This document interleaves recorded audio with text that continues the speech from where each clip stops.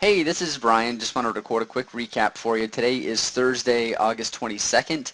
We did not have a Forex Live class today, but I did want to take an opportunity to record a quick recap for you just based on some of the trading that I did, because I think it just continues to show how utilizing that daily trading regimen, that Forex Joe's methodology, can really help us be successful trading. And there was just some textbook stuff that occurred today, so I just wanted to recap that. Now 33.29 here on the Euro USD is a major level. This is a major what we call a channel level. On a short term, mid-term, and long term, this was lining up as an area of support and resistance for us. And what we saw was throughout the trading day, beginning with Tokyo session, we saw price come down. It tested 33.29, repelled off. Came back, tested it, repelled off. So you had an opportunity here if you were trading live in the market to pick up some pips. Then finally broke through it, and just as we normally see with support and resistance style trading, is once a major channel level has been broken, it typically becomes, if it's a support level, it typically becomes resistance. We saw this break, it confirmed, it came back and bounced off of it.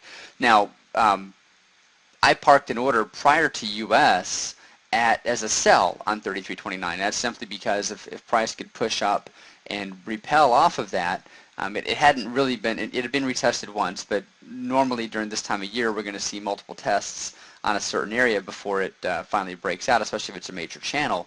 And parked an order, but then we were getting close to news and it hadn't gotten there yet, so we canceled that order and we waited for the news. Again, you know, if we're looking 30 minutes or less prior to news, it's probably a good idea to back off, let the news occur, and then go in and place your trades after news has happened and we get an idea of what the market's doing. So that's exactly what we did. We took that sell order off the table, so we canceled it out, 0 pips, so it was just off the table. We waited for news. News occurred.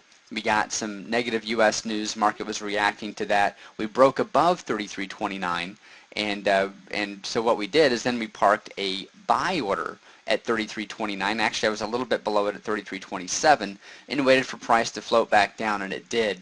And so after news had happened, we got some directionality out of the market. Price floated back down, filled us at 33.27, and it was able to peel off just about 7 pips on take profit 1, 19 pips on take profit 2, and then it came back and stopped me out for a positive 3 pips. And then I just waited.